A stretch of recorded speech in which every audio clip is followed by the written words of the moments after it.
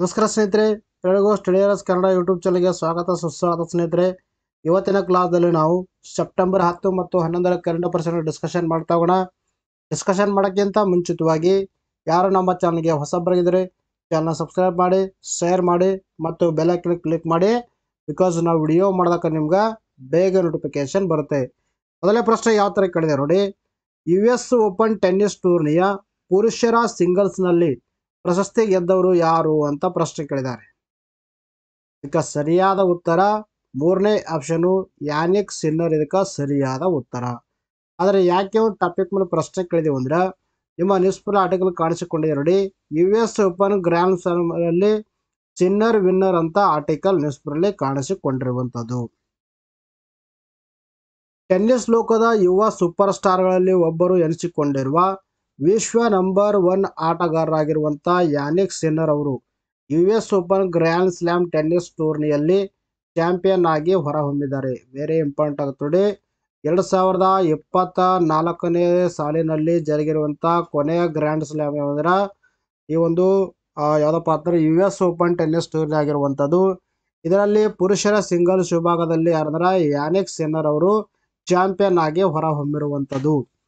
ಪುರುಷರ ಸಿಂಗಲ್ಸ್ ಫೈನಲ್ಸ್ನಲ್ಲಿ ಇಟಲಿಯ Jannik Sinner ಅವರು ಅಮೆರಿಕದ ಟೇಲರ್ ಫ್ರಿಡ್ಜ್ ವಿರುದ್ಧ ಗೆಲುವು ಸಾಧಿಸಿರುವಂಥದ್ದು. ಇಲ್ಲಿ ಯಾನಿಕ್ ಸಿನ್ನರ್ ಅವರು ಇಟಲಿ ರಾಷ್ಟ್ರದ ಆಟಗಾರರಾಗಿರುವಂಥದ್ದು. ಫೈನಲ್ ಪಂದ್ಯ ಯಾನಿಕ್ ಸಿನ್ನರ್ ಮತ್ತು ಅಮೆರಿಕದ ಆಟಗಾರರಾಗಿರುವಂಥ ಟೇಲರ್ ಮಧ್ಯದಲ್ಲಿ ಜರುಗಿರುವಂಥದ್ದು. ಇದರಲ್ಲಿ ಯಾನಿಕ್ ಸಿನ್ನರ್ ಅವರು ಚಾಂಪಿಯನ್ ಆಗಿ ಹೊರಹೊಮ್ಮಿರುವಂಥದ್ದು. ಈ ಗೆಲುವಿನೊಂದಿಗೆ ಯಾನಿಕ್ ಸಿನ್ನರ್ ತಮ್ಮ 2ನೇ ಗ್ರ್ಯಾಂಡ್ ಸ್ಲಾಮ್ ಪ್ರಶಸ್ತಿ ಗೆದ್ದುಕೊಂಡಿರುವಂಥದ್ದು.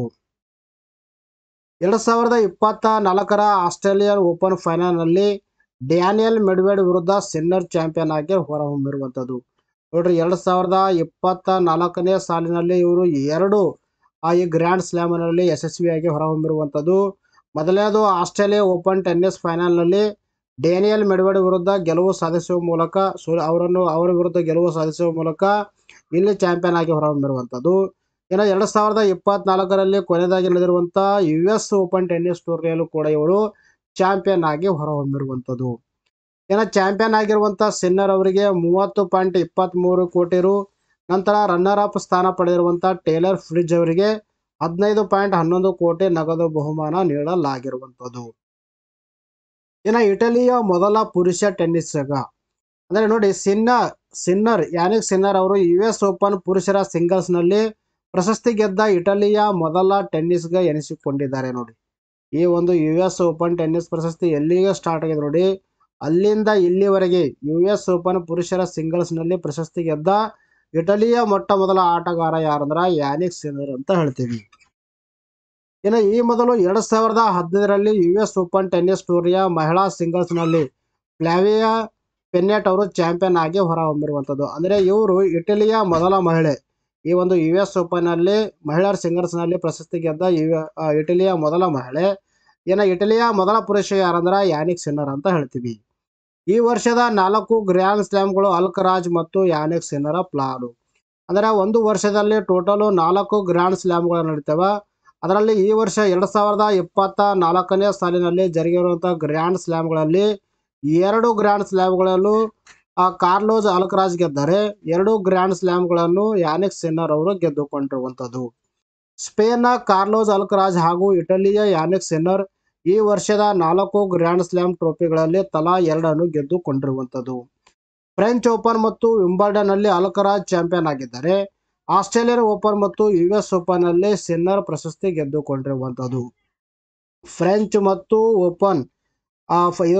ಮತ್ತು ವಿಂಬಲ್ಡನ್ ಇವೆರಡು ಯಾರು ಗೆದ್ದಿದ್ದಾರೆ ಅಂದ್ರೆ ಸ್ಪೇನ್ನ ಆಟಗಾರ ಆಗಿರುವಂಥ ಕಾರ್ಲೋಸ್ ಅಲ್ಕರಾಜ್ ಅವರು ಗೆದ್ದುಕೊಂಡಿರುವಂಥದ್ದು.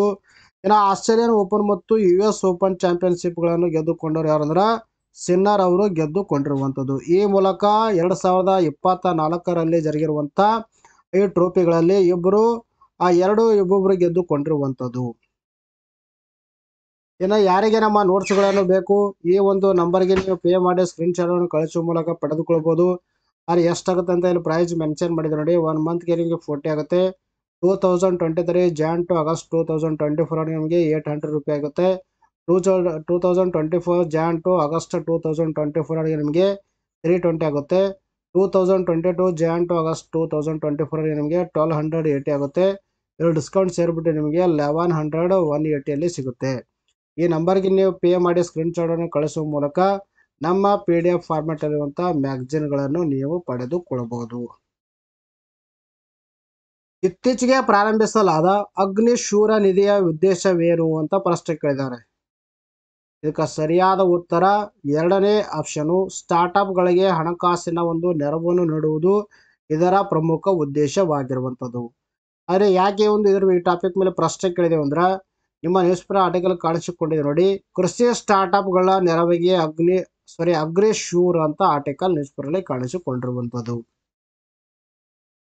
ಗ್ರಾಮೀಣ ಆರ್ಥಿಕತೆಯನ್ನು ಹೆಚ್ಚಿಸುವುದಕ್ಕಾಗಿ ಕೃಷಿ ವಲಯಕ್ಕೆ ಸಂಬಂಧಿಸಿದ ಸ್ಟಾರ್ಟ್ಅಪ್ಗಳನ್ನು ಸಶಕ್ತಗೊಳಿಸಲು ಕೇಂದ್ರ ಸರ್ಕಾರವು 750 ಕೋಟಿ ರುಗಳ ಅಗ್ನಿಶೂರ್ ಒಂದು ನಿಧಿಯನ್ನು ಪ್ರಾರಂಭ ಮಾಡಿರುವಂಥದ್ದು. ಆದರೆ ಈ ಒಂದು ನಿಧಿಯನ್ನು ಯಾಕೆ ಪ್ರಾರಂಭ ಮಾಡಿದರು, ಪ್ರಮುಖವಾಗಿ ಇದರ ಉದ್ದೇಶ ಆದರೂ ಏನು, ಅದರ ಕೃಷಿಗೆ ಸಂಬಂಧಪಟ್ಟಿರುವಂಥ ಸ್ಟಾರ್ಟ್ಅಪ್ಗಳಿಗೋಸ್ಕರನೇ ಯಾಕೆ ಇಲ್ಲಿ ಫೋಕಸ್ ಮಾಡಿದರೆ, ಇದರ ಬಗ್ಗೆ ನಾವು ಸವಿಸ್ತಾರವಾಗಿ ಡಿಸ್ಕಷನ್ ಮಾಡ್ತಾ ಹೋಗೋಣ. ಏನಿದು ಉಪಕ್ರಮ? ಅಗ್ರಿಟೆಕ್ ಸ್ಟಾರ್ಟ್ಅಪ್ಗಳಿಗೆ ಹಣಕಾಸಿನ ನೆರವು ನೀಡಲು 750 ಕೋಟಿ ರುಗಳ ನಿಧಿ ಅಗ್ನಿಶೂರ್ ಅನ್ನು ಪ್ರಾರಂಭ ಮಾಡಲಾಗಿರುವಂಥದ್ದು. ಅಂದರೆ ಕೃಷಿ ಸಂಬಂಧಿತ ಏನು ಸ್ಟಾರ್ಟ್ಅಪ್ಗಳು ಇರ್ತಾರೆ ನೋಡಿ, ಆ ಸ್ಟಾರ್ಟ್ಅಪ್ಗಳಿಗೆ ಹಣಕಾಸಿನ ನೆರವನ್ನು ನೀಡುವಗೋಸ್ಕರ ಈ ಒಂದು ನಿಧಿಯನ್ನು ಪ್ರಾರಂಭ ಮಾಡಲಾಗಿರುವಂಥದ್ದು. ಒಟ್ಟು ಎಷ್ಟು ಮೊತ್ತದ ನಿಧಿ ಅಂದರೆ ಇದು 750 ಕೋಟಿ ಅಂತ ಹೇಳ್ತೀವಿ. ಕೃಷಿ ವಲಯಕ್ಕೆ ಸಂಬಂಧಿಸಿದ ಹೊಸ ಅನ್ವೇಷಣೆ ವಿಧಾನ ಸೇರಿ ಇತರೆ ವಿಭಾಗಗಳಲ್ಲಿ ಕಾರ್ಯನಿರ್ವಹಿಸುವ ಹೊಸ ಸ್ಟಾರ್ಟ್ಅಪ್ ಕಂಪನಿಗಳಿಗೆ ಹಣವನ್ನು ಒದಗಿಸುವುದು ಅಗ್ನಿಶೂರ್ ಉಪಕ್ರಮದ ಮುಖ್ಯ ಉದ್ದೇಶವಾಗಿರುವಂಥದ್ದು. ಪ್ರಮುಖ ಉದ್ದೇಶ ಇರೋದು ಈ ಸ್ಟಾರ್ಟ್ಅಪ್ ಕಂಪನಿಗಳಿಗೆ ಹಣವನ್ನು ನೀಡಿರುವಂಥದ್ದು. ಪ್ರಮುಖವಾಗಿ ಯಾವ ಕ್ಷೇತ್ರದಲ್ಲಿ ಅವು ಕಾರ್ಯವನ್ನು ನಿರ್ವಹಿಸಬೇಕಂದ್ರೆ, ಕೃಷಿ ವಲಯಕ್ಕೆ ಸಂಬಂಧಪಟ್ಟಿರುವಂಥ ಕ್ಷೇತ್ರಗಳಲ್ಲಿ ಅವು ತಮ್ಮ ಕಾರ್ಯವನ್ನು ನಿರ್ವಹಿಸ್ತಾ ಇರಬೇಕು. ಅಂಥ ಸ್ಟಾರ್ಟ್ಅಪ್ಗಳಿಗೆ ಮಾತ್ರ ಈ ಒಂದು ನಿಧಿಯನ್ನು ನೀಡಲಾಗುತ್ತೆ. ಒಟ್ಟು 750 ಕೋಟಿ ರುಗಳ ನಿಧಿ ಇದಾಗಿರುವಂಥದ್ದು. ದೇಶದ ಕೃಷಿ ಕ್ಷೇತ್ರದಲ್ಲಿ ಎದುರಾಗುವ ಸಮಸ್ಯೆಗಳನ್ನು ಪರಿಹರಿಸಲು ನೆರವಾಗಲಿರುವ ಉಪಕ್ರಮದಲ್ಲಿ ಭಾರತ ಸರ್ಕಾರ, ನಬಾರ್ಡ ಮತ್ತು ಖಾಸಗಿ ವಲಯ ತಲಾ 250 ಕೋಟಿ ರುಗಳನ್ನು ಹೂಡಿಕೆ ಮಾಡಲಿರುವಂಥದ್ದು. ಟೋಟಲ್ಲು 250 ಕೋಟಿ ರು. ಇದರಲ್ಲಿ ಭಾರತ ಸರ್ಕಾರದು 250, ತದನಂತರದಲ್ಲಿ ನಬಾರ್ಡದು ಎಷ್ಟು, ಇದರಲ್ಲಿ ಅದು ಕೂಡ 250, ನಂತರದಲ್ಲಿ ಖಾಸಗಿ ವಲಯದಿಂದ 250 ಕೋಟಿ ರುಗಳನ್ನು ಈ ಒಂದು ನಿಧಿಯಲ್ಲಿ ಹೂಡಿಕೆ ಮಾಡಲಾಗಿರುವಂಥದ್ದು. ಇನ್ನು ರಚನೆಯ ಮಹತ್ವ ಏನು, ಈ ಒಂದು ನಿಧಿಯ ರಚನೆಯಿಂದ ಏನು ಒಂದು ಹೆಲ್ಪ್ ಆಗುತ್ತೆ ಅದರ ಬಗ್ಗೆ ನಾವು ನೋಡ್ತಾ ನೋಡಿ. ಕೃಷಿ ವಲಯ ಎದುರಿಸುತ್ತಿರುವ ಸವಾಲುಗಳಿಗೆ ಪ್ರತಿಕ್ರಿಯೆಯಾಗಿ ಅಗ್ನಿಶೂರ್ ನಿಧಿಯನ್ನು ರಚಿಸಲಾಗಿರುವಂಥದ್ದು. ವಿಶೇಷವಾಗಿ ಕೊರೋನಾ ಸಮಯದಲ್ಲಿ ಕೃಷಿ ಕ್ಷೇತ್ರ ಬಹಳಷ್ಟು ಸವಾಲುಗಳನ್ನು ಎದುರಿಸಿರುವಂಥದ್ದು. ಈ ಏನು ಕೃಷಿ ಕ್ಷೇತ್ರ ಕೆಲವೊಂದಿಷ್ಟು ಏನಪ್ಪ ಅಂತಂದ್ರೆ ಒಂದು ಪ್ರಾಬ್ಲಮ್ಸ್ಗಳಿಗೆ ಈಡಾಗ್ತಿದೆ ನೋಡಿ. ಈ ಪ್ರಾಬ್ಲಮ್ಸ್ದಿಂದ ಕೃಷಿ ಕ್ಷೇತ್ರವನ್ನು ಮುಕ್ತಗೊಳಿಸುವ ಸಲುವಾಗಿ ಈ ಒಂದು ನಿಧಿಯನ್ನು ಪ್ರಾರಂಭ ಮಾಡಲಾಗಿರುವಂಥದ್ದು. ಲಾಕ್ಡೌನ್ ಸಮಯದಲ್ಲಿಯೂ ಕೃಷಿ ವಲಯ ತ್ವರಿತವಾಗಿ ಚೇತರಿಸಿಕೊಳ್ಳುವುದರಿಂದ ತನ್ನ ಸಾಮರ್ಥ್ಯವನ್ನು ಸಾಬೀತುಪಡಿಸಿರುವಂಥದ್ದು. ಲಾಕ್ಡೌನ್ ಸಮಯದಲ್ಲಿ ಈ ಒಂದು ಕೃಷಿ ಕ್ಷೇತ್ರ ಏನು ಮುಖ್ಯ ಅನ್ನೋದು ಎಲ್ಲರಿಗೆ ತಿಳಿದಿರುವಂಥದ್ದು. ಸೊ ಇಂಥ ಒಂದು ಮಹತ್ವವಾಗಿರುವಂಥ ಕೃಷಿ ಕ್ಷೇತ್ರಕ್ಕೆ ಹಲವಾರು ಪ್ರಾಬ್ಲಮ್ ಕೂಡ ಎದುರಿಸ್ತಾ ಇರುವಂಥದ್ದು. ಈ ಪ್ರಾಬ್ಲಮನ್ನು ಹೋಗಲಾಡಿಸೋಗೋಸ್ಕರನೇ ಈ ಒಂದು ನಿಧಿಯನ್ನು ಸ್ಥಾಪನೆ ಮಾಡಲಾಗಿರುವಂಥದ್ದು. ಆದರೂ ಈ ವಲಯದಲ್ಲಿನ ಹೊಸ ಸ್ಟಾರ್ಟ್ಅಪ್ಗಳು ಹಣಕಾಸಿನ ಸೌಲಭ್ಯ ಪಡೆದುಕೊಳ್ಳಲು ಬಹಳಷ್ಟು ತೊಂದರೆಗಳನ್ನು ಎದುರಿಸಿರುವಂಥದ್ದು. ಇದರಿಂದಾಗಿ ಅನೇಕ ಸ್ಟಾರ್ಟ್ಅಪ್ಗಳು ಪ್ರಗತಿ ಹೊಂದುವುದು ಸಾಧ್ಯವಾಗಿಲ್ಲ. ಪ್ರಮುಖವಾಗಿ ಅವುಗಳಿಗೆ ಹಣಕಾಸಿನ ಒಂದು ಪ್ರಾರಂಭವಾಗ್ತಾ ಇರೋದ್ರಿಂದ ಈ ಸ್ಟಾರ್ಟ್ಅಪ್ಗಳು ತಮ್ಮ ಪ್ರಗತಿಯನ್ನು ಕೂಡ ಕಾಣೆಯಲ್ಲ. ಈ ಹಿನ್ನೆಲೆ ಸ್ಟಾರ್ಟ್ಅಪ್ಗಳಿಗೆ ಹಣಕಾಸಿನ ಕೊರತೆ ಎದುರಾಗದಂತೆ ನೆರವಾಗಲು ಈ ಒಂದು ಅಗ್ನಿಶೂರ್ ಎಂಬ ನಿಧಿಯನ್ನು ಸ್ಥಾಪನೆ ಮಾಡಲಾಗಿರುವಂಥದ್ದು. ಇನ್ನು ನೆಕ್ಸ್ಟ್ ಕ್ವಶನ್ ಯಾವ ಥರ ಕೇಳಿದೆ ನೋಡಿ. 2026 ಹೊತ್ತಿಗೆ ಮಾಲಿನ್ಯಕಾರಕ ಕಣಗಳಿಂದ, ಪ್ರಮುಖವಾಗಿ PM ಕಣಗಳಿಂದ, ಪಾರ್ಟಿಕ್ಯುಲೇಟ್ ಮ್ಯಾಟರ್ಸ್ ಅಂತ ಹೇಳ್ತೀವಿ ನಾವು, ಉಂಟಾಗುವ ವಾಯು ಮಾಲಿನ್ಯವನ್ನು ಎಷ್ಟು ಕಡಿಮೆ ಮಾಡಲು ಗುರಿ ಹೊಂದಲಾಗಿದೆ ಅಂತ ಪ್ರಶ್ನೆ ಕೇಳಿದ್ದಾರೆ. ಇದಕ್ಕೆ ಸರಿಯಾದ ಉತ್ತರ ಮೂರನೇ ಆಪ್ಷನು 40% ಇದಕ್ಕೆ ಸರಿಯಾದ ಉತ್ತರ. ಆದರೆ ಯಾಕೆ ಒಂದು ಟಾಪಿಕ್ ಮೇಲೆ ಪ್ರಶ್ನೆ ಕೇಳಿದೆವು ಅಂದ್ರೆ, ನಿಮ್ಮ ನ್ಯೂಸ್ ಪೇಪರ್ ಆರ್ಟಿಕಲ್ ಕಾಣಿಸಿಕೊಂಡಿದೆ ನೋಡಿ, 21 ನಗರಗಳಲ್ಲಿ ವಾಯು ಮಾಲಿನ್ಯ 40% ಇಳಿಕೆ ಅಂತ ಆರ್ಟಿಕಲ್ ನ್ಯೂಸ್ ಪೇಪರ್ಲಿ ಕಾಣಿಸಿಕೊಂಡಿರುವಂಥದ್ದು. ಗಾಳಿಯ ಗುಣಮಟ್ಟ ಸುಧಾರಣೆಯಾಗುತ್ತಿರುವ ಪ್ರಮುಖ ನಗರಗಳ ಪೈಕಿ ಸೂರತ್ ಸೂರತ್ ಮೊದಲ ರ್ಯಾಂಕ್ ಅನ್ನು ಪಡೆದುಕೊಂಡಿರುವಂಥದ್ದು. ಜಬಲ್ಪುರ್ ಮತ್ತು ಆಗ್ರಾ ನಗರಗಳು 2 ಮತ್ತು 3ನೇ ಸ್ಥಾನವನ್ನು ಗಳಿಸಿಕೊಂಡಿರುವಂಥದ್ದು. ಅಂದರೆ ಇಲ್ಲಿ ನಾವು ಏನು ಮಾಡಿದ್ದೇವೆ, ಸ್ವಚ್ಛ ಸರ್ವೇಕ್ಷಣಾ ಪ್ರಶಸ್ತಿ 2024 ಗಾಳಿಯ ಗುಣಮಟ್ಟ ಯಾವ ಒಂದು ನಗರದಲ್ಲಿ ಅತ್ಯುತ್ತಮವಾಗಿದೆ ಅಂತ ನಗರಗಳಿಗೆ ಇಲ್ಲಿ ಪ್ರಶಸ್ತಿ ನೀಡಲಾಗುತ್ತೆ. ಇದರಲ್ಲಿ ಸೂರತ್ ಮೊದಲ ರ್ಯಾಂಕ್ ಪಡೆದರೆ ಜಬಲ್ಪುರ್ ಮತ್ತು ಆಗ್ರಾ ನಗರಗಳು 2 ಮತ್ತು 3ನೇ ಸ್ಥಾನ ಗಳಿಸಿಕೊಂಡಿರುವಂಥದ್ದು. ಸ್ವಚ್ಛ ವಾಯು ಸರ್ವೇಕ್ಷಣಾ ಪ್ರಶಸ್ತಿ 2024 ಜನಸಂಖ್ಯೆಯ ಆಧಾರದ ಮೇಲೆ 3 ವಿಭಾಗಗಳಲ್ಲಿ ಅತ್ಯುತ್ತಮವಾಗಿ ಕಾರ್ಯನಿರ್ವಹಿಸುವಂತಹ ಸ್ವಚ್ಛ ನಗರಗಳಿಗೆ ನೀಡಲಾಗಿರುವಂಥದ್ದು. ಇದರಲ್ಲಿ ನಾವು 3 ಕ್ಯಾಟಗರಿ ಮಾಡಿದ್ದೀವಿ. ಒಂದು 10 ಲಕ್ಷಕ್ಕಿಂತ ಜಾಸ್ತಿ ಹೊಂದಿರುವಂಥ ಏನಪ್ಪ ಅಂದ್ರೆ 10 ಲಕ್ಷಕ್ಕಿಂತ ಹೆಚ್ಚಿನ ಜನಸಂಖ್ಯೆ ಹೊಂದಿರುವಂಥ ನಗರಗಳು, ತದನಂತರದಲ್ಲಿ 3ರಿಂದ 10, ತದನಂತರದಲ್ಲಿ 3ಕ್ಕಿಂತ ಕಡಿಮೆ, ಈ ಥರ ಡಿವೈಡಿಂಗ್ ಮಾಡಿದ್ದೀವಿ. ಈ ಒಂದು ವಿಭಾಗದಲ್ಲಿ ಯಾವ ಯಾವ ನಗರಗಳಿಗೆ ಪ್ರಶಸ್ತಿ ನೀಡಲಾಗಿದೆ ಅದ್ರ ಬಗ್ಗೆ ಸ್ವಲ್ಪ ನಾವು ನೋಡ್ತಾ ಹೋಗೋಣ. ನೋಡಿ, ಮೊದಲನೇ ಒಂದು ಕ್ಯಾಟಗರಿ ಯಾವುದರ 10 ಲಕ್ಷಕ್ಕೂ ಹೆಚ್ಚು ಅಧಿಕ ಜನಸಂಖ್ಯೆ ಹೊಂದಿರುವಂಥ ನಗರ. ಇದರಲ್ಲಿ ಪ್ರಶಸ್ತಿ ಪಡೆದುಕೊಂಡಿರುವಂಥದ್ದು ಸೂರತ್, ಜಬಲ್ಪುರ ಮತ್ತು ಆಗ್ರಾ. ಸೂರತ್ ಇದರಲ್ಲಿ ಮೊದಲ ರ್ಯಾಂಕು, ಜಬಲ್ಪುರ್ 2ನೇದು, 3ನೇದು ಯಾವ್ದಾರ ಆಗ್ರಾ ನಗರ ಅಂತ ಹೇಳ್ತೀವಿ. ಇನ್ನು ಕ್ಯಾಟಗರಿ 2 3 ಲಕ್ಷದಿಂದ 10 ಲಕ್ಷದ ನಡುವಿನ ಜನಸಂಖ್ಯೆ ಹೊಂದಿರುವಂಥ ನಗರಗಳು. ಇದರಲ್ಲಿ ಫಿರೋಜಾಬಾದ, ಅಮರಾವತಿ, ನಂತರ ಝಾನ್ಸಿ.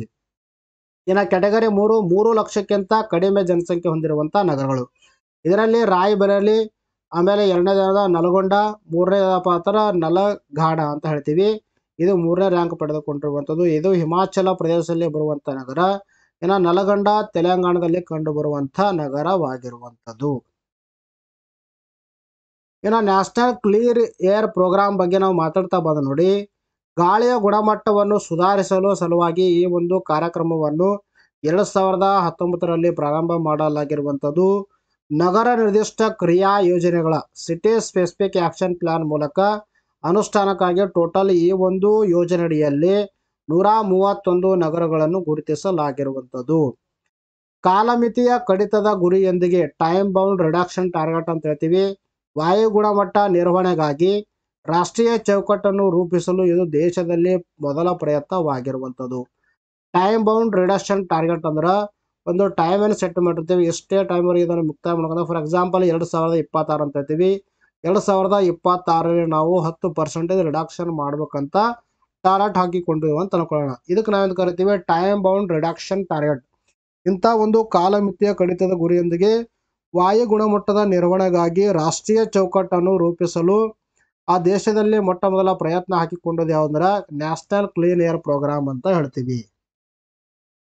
ಇನ್ನು 2024ರ ಹೊತ್ತಿಗೆ ಮಾಲಿನ್ಯಕಾರಕ ಕಣಗಳಿಂದ, ಪ್ರಮುಖವಾಗಿ PM ಕಣಗಳು ಅಂತ ನಾವು ಹೇಳ್ತೀವಿ. PM ಅಂದ್ರೆ ಪಾರ್ಟಿಕ್ಯುಲೇಟ್ ಮ್ಯಾಟರ್ಸ್ ಅಂತ ಹೇಳ್ತೀವಿ. ಉಂಟಾಗುವ ವಾಯು ಮಾಲಿನ್ಯವನ್ನು 20% 30% ಕಡಿಮೆ ಮಾಡುವ ಗುರಿಯನ್ನು ಹೊಂದಲಾಗಿತ್ತು. ಇನಿಷಿಯಲಿ ಈ ಒಂದು 2019ರಿಂದ 5 ವರ್ಷಗಳಲ್ಲಿ 2024ರವರೆಗೆ ಆಗುತ್ತೆ. ಈ 5 ವರ್ಷಗಳಲ್ಲಿ ನಾವು ಮಾಲಿನ್ಯಕಾರಕ ಗಣಗಳಿಂದ ಉಂಟಾಗುವಂಥ ವಾಯು ಮಾಲಿನ್ಯವನ್ನು 20% 30% ಕಡಿಮೆ ಮಾಡಬೇಕಂತ ಟಾರ್ಗೆಟ್ ಹಾಕಿಕೊಳ್ಳಲಾಗಿತ್ತು. ಇದರ ಒಂದು ಮೂಲ ಆಧಾರ ವರ್ಷ ಯಾವುದು ಇಟ್ಕೊಂಡಿರ್ತಿದ್ರೆ 2017ರಲ್ಲಿ ಮೂಲ ಆಧಾರವಾಗಿ ಇಟ್ಕೊಳ್ಳಲಾಗಿತ್ತು. ಬಟ್ ಈ ಒಂದು ಗುರಿಯನ್ನು ಪರಿಷ್ಕರಣೆ ಮಾಡಲಾಗಿದ್ದು 2026ರ ಹೊತ್ತಿಗೆ 131 ನಗರಗಳಲ್ಲಿ ವಾಯು ಮಾಲಿನ್ಯವನ್ನು 40% ಕಡಿಮೆ ಮಾಡುವ ಗುರಿಯನ್ನು ಹೊಂದಲಾಗಿರುವಂಥದ್ದು. ಈಗ ಪ್ರಸ್ತುತವಾಗಿ 2026ರವರೆಗೆ ಟೋಟಲ್ ಎಷ್ಟಂದ್ರೆ 40% ವಾಯು ಮಾಲಿನ್ಯವನ್ನು ತಡೆಗಟ್ಟಬೇಕಂತ ಗುರಿಯನ್ನು ಹೊಂದಲಾಗಿರುವಂಥದ್ದು. ಇದಕ್ಕಾಗಿ 2019-20ನೇ ಸಾಲಿನ ದತ್ತಾಂಶಗಳನ್ನು ಮೂಲ ಆಧಾರವಾಗಿ ಪರಿಗಣಿಸಲಾಗಿರುವಂಥದ್ದು. ಇದರಲ್ಲಿ ಬೇಸ್ ಇಯರ್ ಯಾವುದು ಅಂದರೆ 2019-20 ಅಂತ ಹೇಳ್ತೀವಿ. ಇದರಲ್ಲಿ 2017 ಬೇಸ್ ಇಯರ್ ಆಗಿ ಇಟ್ಕೊಳ್ಳಲಾಗಿರುವಂಥದ್ದು. ಇನ್ನು ಮಿಷನ್ ಕಿಲ್ಲಿಂಗ್ ಎನಿಮಲ್ ಯೋಜನೆ ಪ್ರಾರಂಭಿಸಿದ ದೇಶ ಯಾವುದು ಅಂತ ಪ್ರಶ್ನೆ ಕೇಳಿದ್ದಾರೆ. ಇದಕ್ಕೆ ಸರಿಯಾದ ಉತ್ತರ 3ನೇ ಆಪ್ಷನು ನಮೀಬಿಯಾ. ಇದಕ್ಕೆ ಸರಿಯಾದ ಉತ್ತರ. ಆದರೆ ಯಾಕೆ ಒಂದು ಟಾಪಿಕ್ ಮೇಲೆ ಪ್ರಶ್ನೆ ಕೇಳಿದೆವು ಅಂದ್ರೆ, ನಿಮ್ಮ ನ್ಯೂಸ್ ಪೇಪರ್ ಆರ್ಟಿಕಲ್ ಕಾಣಿಸಿಕೊಂಡಿದೆ ನೋಡಿ, ನಮೀಬಿಯಾದಲ್ಲಿ ಮಿಷನ್ ಕಿಲ್ಲಿಂಗ್ ಎನಿಮಲ್ ಅಂತ ಆರ್ಟಿಕಲ್ ನ್ಯೂಸ್ ಪೇಪರ್ಲಿ ಕಾಣಿಸಿಕೊಂಡಿರುವಂಥದ್ದು. ಅಂದರೆ ಏನಾಗ್ತದೆ ಅಂದ್ರೆ, ನಮೀಬಿಯಾದಲ್ಲಿ ತೀವ್ರವಾಗಿ ಬರಗಾಲ ಎದುರಿಸ್ತಾ ಇರುವಂಥದ್ದು ಈ ಒಂದು ರಾಷ್ಟ್ರ. ಜನಕ್ಕೆ ಅಲ್ಲೇ ತಿನ್ನಕ್ಕೆ ಒಂದು ಫುಡ್ ಅನ್ನು ಸಿಗ್ತಾ ಇಲ್ಲ. ಸೊ ಇದರ ಹಿನ್ನೆಲೆ ಏನು ಮಾಡಿದೆ ಅಲ್ಲಿ ಸರ್ಕಾರ ಪ್ರಾಣಿಗಳನ್ನು ಕೊಂದುಬಿಟ್ಟು ಪ್ರಾಣಿಗಳನ್ನು ಸತ್ತೊಡೆದು ಬಿಟ್ಟು ಅಲ್ಲಿನ ಜನರಿಗೆ ಊಟವನ್ನು ಹಾಕುವಂತ ಪ್ರಯತ್ನನ ಪಡ್ತಾ ಇದೆ. ಸೊ ಅದರ ಒಂದು ಹಿನ್ನೆಲೆಯಲ್ಲಿ ಮಿಷನ್ ಕಿಲ್ಲಿಂಗ್ ಎನಿಮಲ್ ಅನ್ನೋ ಒಂದು ಯೋಜನೆಯನ್ನು ಅಲ್ಲಿ ಸರ್ಕಾರ ಜಾರಿಗೆ ತಗೊಂಡು ಬಂದಿರುವಂತದ್ದು. ಆಫ್ರಿಕಾ ಖಂಡದ ದಕ್ಷಿಣ ಭಾಗದಲ್ಲಿರುವ ಪುಟ್ಟ ದೇಶ ನಮಿಬಿಯಾ ಜನಸಂಖ್ಯೆ 30 ಲಕ್ಷಕ್ಕಿಂತ ಕೊಂಚ ಹೆಚ್ಚಾಗಿರುವಂಥದ್ದು, ಸ್ವಲ್ಪ 30 ಲಕ್ಷಕ್ಕಿಂತ ಜಾಸ್ತಿ ಇರುವಂಥದ್ದು. ಜಗತ್ತಿನಲ್ಲಿ ಅತಿ ಕಡಿಮೆ ಜನಸಂಖ್ಯೆ ಹೊಂದಿರುವ ರಾಷ್ಟ್ರಗಳ ಪೈಕಿ ನಮಿಬಿಯಾ ಕೂಡ ಒಂದಾಗಿರುವಂಥದ್ದು. ಈ ನಮಿಬಿಯಾ ದಕ್ಷಿಣ ಆಫ್ರಿಕಾ ಖಂಡದಲ್ಲಿ ಕಂಡುಬರುವಂತಹ ಒಂದು ರಾಷ್ಟ್ರವಾಗಿರುವಂಥದ್ದು. ಜಗತ್ತಿನಲ್ಲಿ ಅತಿ ಕಡಿಮೆ ಜನಸಂಖ್ಯೆ ಹೊಂದಿರುವಂತಹ ರಾಷ್ಟ್ರಗಳ ಪೈಕಿ ಕೂಡ ನಮಿಬಿಯಾ ಒಂದಾಗಿರುವಂಥದ್ದು. ಸದ್ಯ ಈ ದೇಶದಲ್ಲಿ ಭೀಕರ ಬರಗಾಲ ಬಂದೆರಗಿರುವಂಥದ್ದು. ಶತಮಾನದಲ್ಲೇ ಇಂಥ ಭೀಕರ ಬರಗಾಲವನ್ನು ನಮಿಬಿಯಾ ಕಂಡಿರಲಿಲ್ಲ. ಅಂಥ ತೀವ್ರವಾಗಿರುವಂಥ ಬರಗಾಲದಿಂದ ಈ ಒಂದು ರಾಷ್ಟ್ರ ಕೊರಗ್ತಾ ಇರುವಂಥದ್ದು. ನಮಿಬಿಯಾವನ್ನು ಹಿಡಿದಪ್ಪಿರುವ ಬರಗಾಲ ಆ ದೇಶವನ್ನು ಅಕ್ಷರಶಃ ಕಂಗಾಲು ಮಾಡಿ ಬಿಟ್ಟಿರುವಂಥದ್ದು. ಪ್ರಾಣಿಗಳ ರಣಬೇಟೆಯ ಮುಂದಾದ ಸರ್ಕಾರ. ತನ್ನ ದೇಶದ ಜನರ ನರಳಾಟವನ್ನು ನೋಡಲಾಗದೆ ನಮಿಬಿಯಾ ಸರ್ಕಾರ ಮಿಷನ್ ಕಿಲ್ಲಿಂಗ್ ಎನಿಮಲ್ ಎಂಬ ಯೋಜನೆಯನ್ನು ರೂಪಿಸಿರುವಂಥದ್ದು. ಮಿಷನ್ ಕಿಲ್ಲಿಂಗ್ ಎನಿಮಲ್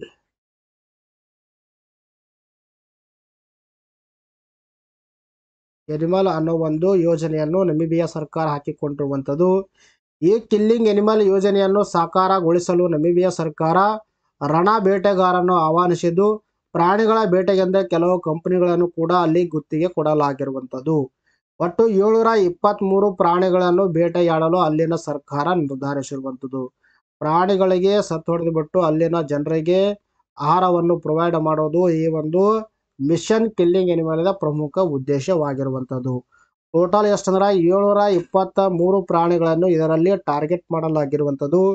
ಆದರೆ 723 ಪ್ರಾಣಿಗಳಲ್ಲಿ ನೋಡಿ ಅಲ್ಲಿ 300 ಏನಂದ್ರೆ ಜಿಬ್ರಾ ಪ್ರಾಣಿಗಳಿಗೆ ಇಲ್ಲಿ ಟಾರ್ಗೆಟ್ ಮಾಡಿರುವಂಥದ್ದು, 83 ಆನೆಗಳಿಗೆ, 50 ಇಂಪಾಲನ್ನು ಪ್ರಾಣಿಗಳಿಗೆ, 60 ಎಮ್ಮೆಗಳಿಗೆ, 30 ಹಿಪ್ಪಗಳು, ತದನಂತರದಲ್ಲಿ 100 ಬ್ಲೂ ವೈಲ್ಡ್ ಬೀಸ್ಟ್ ಅಂತ ಹೇಳ್ತೀವಿ, ಆಮೇಲೆ 100 ಎಲ್ಯಾಂಡ್ ಪ್ರಾಣಿಗಳು ಕೂಡ ಇಲ್ಲಿ ಟಾರ್ಗೆಟ್ ಮಾಡಲಾಗಿರುವಂಥದ್ದು. ಇನ್ನು ನಮಿಬಿಯಾ ರಾಜಧಾನಿ ಯಾವ್ದಂದ್ರ ವಿಂಡ್ ಹೋಕ್ ಅಂತ ಹೇಳ್ತೀವಿ. ಇನ್ನು ನಮಿಬಿಯಾ ಅಧಿಕೃತ ಕರೆನ್ಸಿ ಯಾವ್ದಂದ್ರ ನಮಿಬಿಯನ್ ಡಾಲರ್ ಅಂತ ಹೇಳ್ತೀವಿ. ಇನ್ನು ಸಮಗ್ರ ಕ್ಷಿಪಣಿ ಅಭಿವೃದ್ಧಿ ಕಾರ್ಯಕ್ರಮವನ್ನು ಯಾವ ವರ್ಷದಲ್ಲಿ ಪ್ರಾರಂಭಿಸಲಾಯಿತು ಅಂತ ಪ್ರಶ್ನೆ ಕೇಳಿದ್ದಾರೆ. ಇದಕ್ಕೆ ಸರಿಯಾದ ಉತ್ತರ ಎರಡನೇ ಆಪ್ಷನ್ 1983. ಅರೆ ಯಾಕೆ ಒಂದು ಟಾಪಿಕ್ ಮೇಲೆ ಪ್ರಶ್ನೆ ಕೇಳಿದೆವು ಅಂದ್ರೆ ನಿಮ್ಮ ನ್ಯೂಸ್ ಪೇಪರ್ ಆರ್ಟಿಕಲ್ ಕಾಣಿಸಿಕೊಂಡಿದೆ ನೋಡಿ, ಅಗ್ನಿ 4 ಬ್ಯಾಲಿಸ್ಟಿಕ್ ಉಡಾವಣೆ ಯಶಸ್ವಿ ಅಂತ ಆರ್ಟಿಕಲ್ ನ್ಯೂಸ್ ಪೇಪರ್ ಕಾಣಿಸಿಕೊಂಡಿರುವಂತದ್ದು. ಭಾರತವು ಇತ್ತೀಚೆಗೆ ಒಡಿಶಾ ಚಂಡೀಪುರದಲ್ಲಿರುವ ಇಂಟಿಗ್ರೇಟೆಡ್ ಟೆಸ್ಟ್ ರೇಂಜ್ನಿಂದ ಅಗ್ನಿ 4 ಬ್ಯಾಲಿಸ್ಟಿಕ್ ಕ್ಷಿಪಣಿಯನ್ನು ಯಶಸ್ವಿಯಾಗಿ ಉಡಾವಣೆ ಮಾಡಿರುವಂಥದ್ದು. ಭಾರತ ಅಭಿವೃದ್ಧಿಪಡಿಸಿದ ಮಧ್ಯಂತರ ಶ್ರೇಣಿಯ ಬ್ಯಾಲಿಸ್ಟಿಕ್ ಕ್ಷಿಪಣಿ ಆಗಿರುವಂಥದ್ದು. ರೀಸೆಂಟ್ ಆಗಿ DRDO ಏನ್ ಮಾಡಿದೆ, ಅಗ್ನಿ 4 ಕ್ಷಿಪಣಿಯನ್ನು ಯಶಸ್ವಿಯಾಗಿ ಉಡಾವಣೆ ಮಾಡಿರುವಂಥದ್ದು. ಇದು ಒಂದು ಬ್ಯಾಲಿಸ್ಟಿಕ್ ಕ್ಷಿಪಣಿ ಆಗಿರುವಂಥದ್ದು. ಶಾರ್ಟ್ ರೇಂಜ್ಡ್ ಬ್ಯಾಲಿಸ್ಟಿಕ್ ಕ್ಷಿಪಣಿ ಅಂತ ನಾವು ಹೇಳ್ತೀವಿ. ಇನ್ನು ಅಗ್ನಿ ಕ್ಷಿಪಣಿ ಬಗ್ಗೆ ಸ್ವಲ್ಪ ನಾವು ಮಾತಾಡ್ತಾ ಬಂದು ನೋಡಿ, ಅಗ್ನಿ 1 to 5 missiles are designed and developed by the defence research and development organisation ಅಂತ ಹೇಳ್ತೀವಿ. ಅಗ್ನಿ 1ರಿಂದ 5ರವರೆಗೆ ಏನು ಸಿರೀಸ್ ಇದೆ ನೋಡಿ, ಆ ಎಲ್ಲ ಅಗ್ನಿ ಸಿರೀಸ್ಗಳನ್ನು ಇಲ್ಲಿ ಡೆವಲಪ್ಮೆಂಟ್ ಮಾಡಿದ್ದು ಯಾವುದಂದ್ರೆ defence research and development organisation, ಅಂದರೆ ಈ ಒಂದು DRDO ಸಂಸ್ಥೆ ಅಭಿವೃದ್ಧಿ ಪಡಿಸಿರುವಂಥದ್ದು. ಏನ ಈ ಅಗ್ನಿ ಕ್ಷಿಪಣಿ ಬಗ್ಗೆ ನಾವು ರೇಂಜಸ್ ಮಾತಾಡ್ತಾ ಬಂದು ನೋಡಿ, ಅವುಗಳ ವ್ಯಾಪ್ತಿ ಎಲ್ಲಿವರೆಗಿದೆ. ಮೊದಲೇ ಅಗ್ನಿ 1 ನೋಡಿ, ಇದು ರೇಂಜ್ 700ರಿಂದ 800 ಕಿಲೋಮೀಟರ್ವರೆಗೆ ಹೊಂದಿರುವಂಥದ್ದು. ಇನ್ನು ಅಗ್ನಿ ಸೆಕೆಂಡ್ ನೋಡಿ, ಮೋರ್ ದ್ಯಾನ್ 2000 ಕಿಲೋಮೀಟರ್ ಹೊಂದಿರುವಂಥದ್ದು, 2000 ಕಿಲೋಮೀಟರ್ಗಿಂತಲೂ ಅಧಿಕ ಒಂದು ರೇಂಜ್ ಅನ್ನು ಹೊಂದಿರುವಂಥದ್ದು. ಇನ್ನು ಅಗ್ನಿ 3 ನೋಡಿ, 2500ಕ್ಕಿಂತ ಮೇಲ್ಗಡೆ, 2500ಕ್ಕಿಂತ ಮೇಲೆ ಇದು ರೇಂಜ್ ಹೊಂದಿರುವಂಥದ್ದು. ಇನ್ನು ಅಗ್ನಿ 4 ನೋಡಿ, ಮೋರ್ ದ್ಯಾನ್ 3500 ಅಂತ ಹೇಳ್ತೀವಿ. ಆಮೇಲೆ ಅಗ್ನಿ 5 ಲಾಂಗೆಸ್ಟ್ ಆಫ್ ದಿ ಅಗ್ನಿ ಸಿರೀಸ್ ಏನು 1ರಿಂದ ನಾವು 5ರವರೆಗೆ ಇದು ಮಾಡಿದ್ವಿ ನೋಡಿ, ಅದರಲ್ಲಿ ಅತಿ ಹೆಚ್ಚು ವ್ಯಾಪ್ತಿಯನ್ನು ಹೊಂದಿರುವಂಥ ಸಿರೀಸ್ ಅಂದ್ರೆ ಅಗ್ನಿ 5 ಅಂತ ಹೇಳ್ತೀವಿ. ಇದರ ರೇಂಜ್ ಎಷ್ಟಂದ್ರೆ 5000 ಕಿಲೋಮೀಟರ್ ಆಗಿರುವಂಥದ್ದು. ಇನ್ನು integrated guided missile development programme ಬಗ್ಗೆ ನಾವು ಮಾತಾಡ್ತಾ ಬಂದ ನೋಡಿ. ಈ ಪ್ರೋಗ್ರಾಮ್ ಅನ್ನು ಭಾರತ ಸರ್ಕಾರ ಅಪ್ರೂವ್ ಮಾಡಿದೆ ಯಾವಂದ್ರೆ 1983ರಲ್ಲಿ. ಅಂದರೆ ಈ ಒಂದು ಕಾರ್ಯಕ್ರಮ ಹಾಕಿಕೊಂಡದ್ದು 1983ರಲ್ಲಿ. ಇದು ಏನಂದ್ರೆ ಯಾರ ಒಂದು ನೇತೃತ್ವದಲ್ಲಿ ಈ ಒಂದು ಯೋಜನೆಯನ್ನು ಕೈಗೊಳ್ಳಲಾಗಿತ್ತಂದ್ರೆ ಡಾಕ್ಟರ್ APJ ಅಬ್ದುಲ್ ಕಲಾಂ ಅಂತ ಹೇಳ್ತೀವಿ. It was the brainchild of renowned scientist doctor APJ Abdul Kalam. ಅಂದರೆ ಡಾಕ್ಟರ್ APJ ಅಬ್ದುಲ್ ಕಲಾಂ ಅವರ ಒಂದು ಏನಪ್ಪ ಅಂದ್ರೆ ಒಂದು ಕನಸಿನ ಕೂಸಾಗಿರುವಂಥದ್ದು ಯಾವಂದ್ರೆ ಅದು integrated guided missile development programme ಅಂತ ಹೇಳ್ತೀವಿ. ಇದರಲ್ಲಿ ಪ್ರಮುಖವಾಗಿ 5 ಕ್ಷಿಪಣಿಗಳನ್ನು ಅಭಿವೃದ್ಧಿಪಡಿಸಿರುವಂಥದ್ದು. ಅವುಗಳ ಕೋಡ್ ಏನಂದ್ರೆ ಪಠಾನ್ ಅಂತ ಹೇಳ್ತೀವಿ. ಪಠಾನ್ ಅಂದ್ರೆ P ಅಂದ್ರೆ ಏನಲ್ಲಿ ಪೃಥ್ವಿ ಅನ್ನೋ ಒಂದು ಕ್ಷಿಪಣಿ. ಇದು surface to surface ballistic missile ಆಗಿರುವಂಥದ್ದು. ಅಂದರೆ ಸರ್ಫೇಸ್ ಟು ಸರ್ಫೇಸ್ ಅಂದ್ರೆ ಮೇಲ್ಮೈಯಿಂದ ಮೇಲ್ಮೈಗೆ ಚಿಮ್ಮುವ ಕ್ಷಿಪಣಿ. ಮೇಲ್ಮೈಯಿಂದ ಮೇಲ್ಮೈಗೆ ಚಿಮ್ಮುವ ಕ್ಷಿಪಣಿ. ಆಮೇಲೆ ಅಗ್ನಿ ಈ ಒಂದು ಕ್ಷಿಪಣಿ ಸರ್ಫೇಸ್ ಟು ಸರ್ಫೇಸ್, ಇದನ್ನು ಕೂಡ ಮೇಲ್ಮೈಯಿಂದ ಮೇಲ್ಮೈಗೆ ಚಿಮ್ಮುವಂತಹ ಒಂದು ಕ್ಷಿಪಣಿ ಆಗಿರುವಂಥದ್ದು. ತದನಂತರದಲ್ಲಿ ಟಿ ಏನಕ್ಕೆ ನೋಡುತ್ತೆ ತ್ರಿಶೂಲ ಅಂತ ಹೇಳ್ತೀವಿ. ಇದು ಸರ್ಫೇಸ್ ಟು ಏರ್ ಅಂದ್ರ ಮೇಲ್ಮೈಯಿಂದ ವಾಯುವಿಗೆ ಚಿಮ್ಮುವಂತ ಒಂದು ಕ್ಷಿಪಣಿ ಆಗಿರುವಂಥದ್ದು. ತದನಂತರದಲ್ಲಿ ಇನ್ನೊಂದು ಅಗ್ನಿ ಯಾವುದಂದ್ರೆ ಆಕಾಶ್ ಅಂತ ಹೇಳ್ತೀವಿ. ಇದನ್ನು ಕೂಡ ಸರ್ಫೇಸ್ ಟು ಏರ್ ಮಿಸೈಲ್. ಅಂದರೆ ಇಲ್ಲಿ ತ್ರಿಶೂಲ ಮತ್ತು ಆಕಾಶ್ ಇವು ಎರಡೂ ಮೇಲ್ಮೈಯಿಂದ ವಾಯುವಿಗೆ ಚಿಮ್ಮುವಂತ ಕ್ಷಿಪಣಿ ಆಗಿರುವಂಥದ್ದು. ಆಮೇಲೆ ಪ್ರೀತಿ ಮತ್ತು ಅಗ್ನಿ ಎರಡೂ ಮೇಲ್ಮೈಯಿಂದ ಮೇಲ್ಮೈಗೆ ಅಂದರೆ ಸರ್ಫೇಸ್ ಟು ಸರ್ಫೇರ್ ಬ್ಯಾಲಿಸ್ಟಿಕ್ ಮಿಸೈಲ್ ಆಗಿರುವಂಥದ್ದು. ತದನಂತರದಲ್ಲಿ ಇನ್ನೊಂದು ನಾಗ ಯಾವ್ದಾರ it was on aunty tank missile ಅಂತ ಹೇಳ್ತೀವಿ. ಇದು ಒಂದು ಆಂಟಿ ಟ್ಯಾಂಕ್ ವಿರೋಧಿ ಮಿಸೈಲ್ ಆಗಿರುವಂಥದ್ದು. ಇದನ್ನು ಕೂಡ 1983ರಲ್ಲಿ ಈ ಒಂದು ಪ್ರೋಗ್ರಾಮ್ ಅಡಿಯಲ್ಲಿ ಪ್ರಾರಂಭ ಮಾಡಲಾಗಿರುವಂಥದ್ದು. ಒಟ್ಟು 5 ಮಿಸೈಲ್ಗಳು ಈ ಒಂದು ಪ್ರೋಗ್ರಾಮ್ ಅಡಿಯಲ್ಲಿ ಅಭಿವೃದ್ಧಿಪಡಿಸಲಾಗಿರುವಂಥದ್ದು. ಇನ್ನು ನೆಕ್ಸ್ಟ್ ಕ್ವಶನ್ ಯಾವ ತರ ಕೇಳಿದ್ರೆ ನೋಡ್ರಿ, ಇತ್ತೀಚೆಗೆ ಮರಿಸ್ಟಿಕಾ ಜೌಗು ಅರಣ್ಯ ಯಾವ ರಾಜ್ಯದಲ್ಲಿ ಕಂಡು ಹಿಡಿಯಲಾಗಿದೆ ಅಂತ ಪ್ರಶ್ನೆ ಕೇಳಿದ್ದಾರೆ. ಇದಕ್ಕೆ ಸರಿಯಾದ ಉತ್ತರ ಮೊದಲನೇ ಆಪ್ಷನ್ ಮಹಾರಾಷ್ಟ್ರ ರಾಜ್ಯದಲ್ಲಿ ಕಂಡು ಹಿಡಿಯಲಾಗಿರುವಂಥದ್ದು. ಗೋವಾ ಮಹಾರಾಷ್ಟ್ರ ಸಮೀಪದಲ್ಲಿರುವಂತ ಸಂಶೋಧಕರು ಇತ್ತೀಚೆಗೆ ಮಹಾರಾಷ್ಟ್ರದ ಕುಂಬ್ರಾಲ್ನಲ್ಲಿ ಪವಿತ್ರ ಮರಿಸ್ಟಿಕಾ ಜೌಗು ಅರಣ್ಯವನ್ನು ಕಂಡು ಹಿಡಿದಿದ್ದಾರೆ. ವೆರಿ ಇಂಪಾರ್ಟೆಂಟ್ ಆಗುತ್ತೆ ನೋಡಿ. ರೀಸೆಂಟ್ ಆಗಿ ಮಹಾರಾಷ್ಟ್ರದ ಕುಂಬ್ರಾಲ್ ಅನ್ನೋ ಒಂದು ವಿಲೇಜ್ ನಲ್ಲಿ ಸ್ಯಾಕ್ರೆಡ್ ಮೆರಿಸ್ಟಿಕಾ ಜೌಗು ಅರಣ್ಯವನ್ನು ಕಂಡು ಹಿಡಿದಿರುವಂತದ್ದು. ಕುಂಬ್ರಾಲ್ ಗ್ರಾಮ ಈ ಅರಣ್ಯ ಹೊಂದಿರುವಂತಹ ಮಹಾರಾಷ್ಟ್ರದ 2ನೇ ಗ್ರಾಮವಾಗಿರುವಂಥದ್ದು. ಇನ್ನು ಮೆರಿಸ್ಟಿಕಾ ಮ್ಯಾಗ್ನಿಫಿಕಾ ಅಂದ್ರೆ ಇದು ಒಂದು ಸಸ್ಯವಾಗಿರುವಂಥದ್ದು. ಈ ಒಂದು ಸಸ್ಯದಿಂದಾನೇ ಈ ಅರಣ್ಯಗೆ ಮೆರಿಸ್ಟಿಕಾ ಜೌಗು ಅರಣ್ಯ ಅಂತ ಹೆಸರು ಬಂದಿರುವಂಥದ್ದು. ಸಸ್ಯ ಹೆಸರು ಏನಿದೆ ನೋಡಿ, ಮೆರಿಸ್ಟಿಕಾ ಮ್ಯಾಗ್ನಿಫಿಕಾ ಅಂತ ಹೇಳ್ತೀವಿ. ಈ ಸಸ್ಯದ ಹೆಸರಿಂದಾಗಿ ಈ ಒಂದು ಅರಣ್ಯಗೆ ಮೆರಿಸ್ಟಿಕಾ ಅಂತ ಹೆಸರಿಡಲಾಗಿರುವಂಥದ್ದು. ಇದು ಒಂದು ಅಳಿವಿನಂಚಿನಲ್ಲಿರುವ ಸಸ್ಯ ಪ್ರಭೇದವಾಗಿರುವಂಥದ್ದು. ಇದು ಮುಖ್ಯವಾಗಿ ಕರ್ನಾಟಕ, ಕೇರಳ ಹಾಗೂ ಮಹಾರಾಷ್ಟ್ರದಲ್ಲಿ ಕಂಡು ಬರುವಂಥದ್ದು. ಈ ಸಸ್ಯ ಕೇವಲ ಮಹಾರಾಷ್ಟ್ರದಲ್ಲಿ ಮಾತ್ರ ಕಂಡು ಬರೋದಿಲ್ಲ, ಪಕ್ಕದ ರಾಜ್ಯಗಳಿಂದ ಕರ್ನಾಟಕ ಮತ್ತು ಕೇರಳದಲ್ಲಿಯೂ ಕೂಡ ಇದು ಕಂಡು ಬರುತ್ತೆ. ಅಪಾಯದಲ್ಲಿರುವಂತಹ ಪಕ್ಷಿವಾದ ಹಾರ್ನ್ಬಿಲ್ ಸೇರಿದಂತೆ ಈ ತರ ವನ್ಯಜೀವಿಗೆ ಆಹಾರ ಒದಗಿಸಿರುವಂಥದ್ದು. ಈ ಒಂದು ಸಸ್ಯ ಪ್ರಮುಖವಾಗಿ ಹಾರ್ನ್ಬಿಲ್ ಆಗಿರ್ಬೋದು, ಈ ತರ ಸಸ್ಯಗಳಿಗೆ ಕೂಡ ಒಂದು ಆಹಾರವಾಗಿರುವಂಥದ್ದು. ಇತ್ತೀಚೆಗೆ ಭಾರತೀಯ ನೌಕಾಪಡೆ ಆರಂಭಿಸಿರುವ ಮಲ್ಪೆ ಮತ್ತು ಮುಲ್ಕಿ ಎಂಬವು ಅಂತ ಪ್ರಶ್ನೆ ಕೇಳಿದ್ದಾರೆ. ಇದಕ್ಕೆ ಸರಿಯಾದ ಉತ್ತರ 4ನೇ ಆಪ್ಷನ್ ಆಂಟಿ ಸಬ್ಮರೈನ್ ವಾರ್ಫೇರ್ ಆಗಿರುವಂಥದ್ದು. ಭಾರತೀಯ ನೌಕಾಪಡೆಯು ಇತ್ತೀಚೆಗೆ ಮಲ್ಪೆ ಮತ್ತು ಮುಲ್ಕಿ ಎಂಬ 2 ಹೊಸ ಜಲಾಂತರಗಾಮಿ ವಿರೋಧಿ ಯುದ್ಧ ನೌಕೆಗಳನ್ನು ಪ್ರಾರಂಭ ಮಾಡಿರುವಂಥದ್ದು. ರೀಸೆಂಟ್ ಆಗಿ ಭಾರತೀಯ ನೌಕಾಪಡೆಯು 2 ಆಂಟಿ ಸಬ್ಮರೈನ್ ವಾರ್ಫೇರ್ ಕನ್ನಡದಲ್ಲಿ ಜಲಾಂತರಗಾಮಿ ವಿರೋಧಿ ಯುದ್ಧ ನೌಕೆಗಳನ್ನು ಅಭಿವೃದ್ಧಿಪಡಿಸಿರುವಂಥದ್ದು. ಅವು ಯಾವಂದ್ರ ಮಲ್ಕಿ ಮತ್ತು ಮುಲ್ಕಿ ಅಂತ ಹೇಳ್ತೀವಿ. 8 anti submarine warfare shallow water crafts ನಿರ್ಮಿಸುವ ಯೋಜನೆಯಲ್ಲಿ ಇವು 4ನೇ ಮತ್ತು 5ನೇ ಹಡಗುಗಳಾಗಿರುವಂಥದ್ದು. ಅಂದರೆ ಈ ಒಂದು ಟೋಟಲ್ ಎಷ್ಟಂದ್ರೆ 8 ಜಲಾಂತರಗಾಮಿ ವಿರೋಧಿ ಯುದ್ಧ ನೌಕೆಗಳನ್ನು ಅಭಿವೃದ್ಧಿಪಡಿಸಬೇಕಂತ ಇಲ್ಲಿ ಟಾರ್ಗೆಟ್ ಹಾಕಿಕೊಂಡಿರುವಂಥದ್ದು. ಅವುಗಳಲ್ಲಿ ಮಲ್ಪೆ ಮತ್ತು ಮುಲ್ಕಿ 4ನೇ ಮತ್ತು 5ನೇ ಯುದ್ಧ ನೌಕೆಗಳಾಗಿರುವಂಥದ್ದು. ಈ 8 ಹಡಗುಗಳನ್ನು ನಿರ್ಮಿಸಲು ರಕ್ಷಣಾ ಸಚಿವಾಲಯವು ಕೊಚ್ಚಿನ್ ಶಿಪ್ಯಾರ್ಡ್ ಲಿಮಿಟೆಡ್ ಒಂದಿಗೆ ಏಪ್ರಿಲ್ 30, 2019ರಂದು ಒಪ್ಪಂದಕ್ಕೆ ಸಹಿ ಹಾಕಿರುವಂಥದ್ದು. ಟೋಟಲ್ 8 ಇಲ್ಲಿ ಪ್ರಾರಂಭ ಮಾಡಬೇಕಂತ ರಕ್ಷಣಾ ಸಚಿವಾಲಯ ಮತ್ತು ಕೊಚ್ಚಿನ್ ಶಿಪ್ಯಾರ್ಡ್ ಲಿಮಿಟೆಡ್ 2019ರಲ್ಲಿ ಒಪ್ಪಂದಕ್ಕೆ ಸಹಿ ಹಾಕಿರುವಂಥದ್ದು. ಸೊ ಈ ಒಂದು ಕೊಚ್ಚಿನ್ ಶಿಪ್ಯಾರ್ಡ್ ಲಿಮಿಟೆಡ್ ರೀಸೆಂಟ್ ಆಗಿ ಮಲ್ಪೆ ಮತ್ತು ಮುಲ್ಕಿ ಎಂಬ ಜಲಾಂತರ್ಗಾಮಿ ವಿರೋಧಿ ಯುದ್ಧ ನೌಕೆಗಳನ್ನು ಅಭಿವೃದ್ಧಿಪಡಿಸಿರುವಂಥದ್ದು. ಇನ್ನು ಇತ್ತೀಚೆಗೆ ಪೆಸಿಫಿಕ್ ಐಸ್ಲ್ಯಾಂಡ್ ಫೋರಂನ ಸಭೆ ಯಾವ ದೇಶದಲ್ಲಿ ಜರುಗಿತು ಅಂತ ಪ್ರಶ್ನೆ ಕೇಳಿದ್ದಾರೆ. ಇದಕ್ಕೆ ಸರಿಯಾದ ಉತ್ತರ 4ನೇ ಆಪ್ಷನ್ ಟೋಂಗಾ. ಇತ್ತೀಚೆಗೆ ಪೆಸಿಫಿಕ್ ಐಸ್ಲ್ಯಾಂಡ್ನ ಸಭೆಯು ಟೋಂಗಾ ದ್ವೀಪದಲ್ಲಿ ಜರುಗಿರುವಂಥದ್ದು. ಇಂಪಾರ್ಟೆಂಟ್ ಆಗುತ್ತೆ ನೋಡಿ. ಪೆಸಿಫಿಕ್ ಐಸ್ಲ್ಯಾಂಡ್ನ ಒಂದು ಶೃಂಗಸಭೆ ರೀಸೆಂಟ್ ಆಗಿ ಟೋಂಗಾ ದ್ವೀಪದಲ್ಲಿ ಜರುಗಿರುವಂಥದ್ದು. ಪೆಸಿಫಿಕ್ ಐಸ್ಲ್ಯಾಂಡ್ ಫೋರಂ ಶಾಂತಿ, ಭದ್ರತೆ ಮತ್ತು ಅಭಿವೃದ್ಧಿಯಂಥ ವಿಷಯದಲ್ಲಿ ಒಟ್ಟಾಗಿ ಕೆಲಸ ಮಾಡಲು ಪೆಸಿಫಿಕ್ ಪ್ರದೇಶದ ದೇಶಗಳನ್ನು ಒಟ್ಟುಗೂಡಿಸುವಂಥ ಒಂದು ಸಂಸ್ಥೆ ಆಗಿರುವಂಥದ್ದು. ಇನ್ನು ಪೆಸಿಫಿಕ್ ಐಸ್ಲ್ಯಾಂಡ್ ಫೋರಂ ನೋಡಿ 1971ರಲ್ಲಿ ಸ್ಥಾಪನೆ ಮಾಡಲಾಗಿರುವಂಥದ್ದು. ಇದರ ಸಂಸ್ಥಾಪಕ ದೇಶಗಳು ಯಾವಂದ್ರೆ ಆಸ್ಟ್ರೇಲಿಯಾ, ಕುಕ್ ದ್ವೀಪಗಳು, ಆಮೇಲೆ ಫಿಜಿ ರಾಷ್ಟ್ರ, ತದನಂತರದಲ್ಲಿ ನೌರು, ನ್ಯೂಜಿಲ್ಯಾಂಡ್, ಟೋಂಗಾ ಮತ್ತು ಪಶ್ಚಿಮ ಸಮೋವಾ ಅಂತ ಹೇಳ್ತೀವಿ. ಪ್ರಸ್ತುತ ಟೋಟಲ್ ಎಷ್ಟಂದ್ರೆ 18 ಸದಸ್ಯ ರಾಷ್ಟ್ರಗಳನ್ನು ಈ ಒಂದು ಫೋರಂ ಹೊಂದಿರುವಂಥದ್ದು. ಇದು ಸ್ಥಾಪನೆ ಮಾಡಿದ್ದು 1971. ಸಂಸ್ಥಾಪಕ ರಾಷ್ಟ್ರಗಳು ಕೂಡ ಕೊಟ್ಟಿದ್ದೀವಿ. ಇನ್ನು ಪ್ರಸ್ತುತವಾಗಿ ಟೋಟಲ್ ಎಷ್ಟು ರಾಷ್ಟ್ರಗಳು ಒಳಗೊಂಡಿದ್ದಾರೆ? 18 ಸದಸ್ಯ ರಾಷ್ಟ್ರಗಳನ್ನು ಈ ಒಂದು ಫೋರಂ ಒಳಗೊಂಡಿರುವಂಥದ್ದು. ಇನ್ನು ಇತ್ತೀಚೆಗೆ ಸುದ್ದಿಯಲ್ಲಿದ್ದ ಡಾಟ್ ಮಿಷನ್ ಉಡಾವಣೆ ಮಾಡಿದ ಬಾಹ್ಯಾಕಾಶ ಸಂಸ್ಥೆ ಯಾವುದು ಅಂತ ಪ್ರಶ್ನೆ ಕೇಳಿದ್ದಾರೆ. ಬಹಳ ಇಂಪಾರ್ಟೆಂಟ್ ಆಗುತ್ತೆ ನೋಡಿ. ಇದಕ್ಕೆ ಸರಿಯಾದ ಉತ್ತರ 2ನೇ ಆಪ್ಷನು ನಾಸಾ. ಇದಕ್ಕೆ ಸರಿಯಾದ ಉತ್ತರ.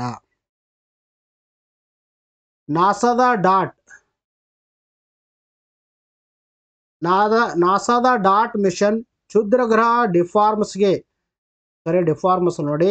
ಡಿಮೋರ್ಫಾಸ್ಗೆ ಬಾಹ್ಯಾಕಾಶ ನೌಕೆಯನ್ನು ಅಪ್ಪಳಿಸುವ ಮೂಲಕ ಇತಿಹಾಸವನ್ನು ಸೃಷ್ಟಿ ಮಾಡಿರುವಂಥದ್ದು.